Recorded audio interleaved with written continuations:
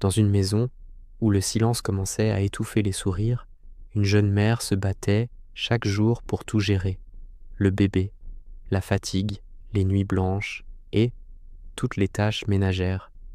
Après l'accouchement, la jeune mère portait encore les traces de ces 9 mois éprouvants, des cernes, de la fatigue et quelques kilos en plus.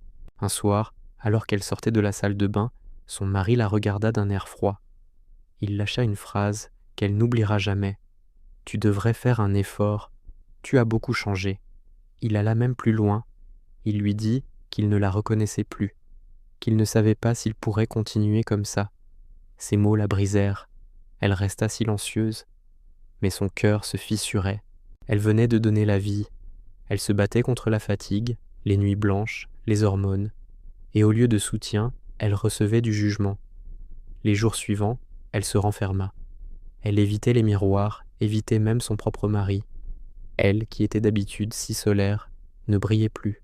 Mais un matin, il la trouva en train de pleurer, serrant leur bébé contre elle.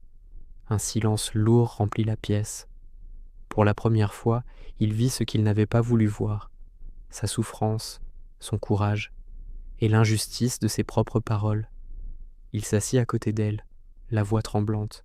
« Pardonne-moi, je n'ai pas été un homme.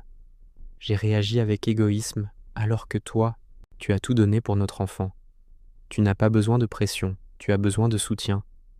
Et je veux être là, je veux t'accompagner à ton rythme, avec amour. » Elle releva les yeux, hésitante. Et pour la première fois depuis longtemps, elle sentit un début de réconfort. Parce qu'il avait compris une vérité que beaucoup oublient.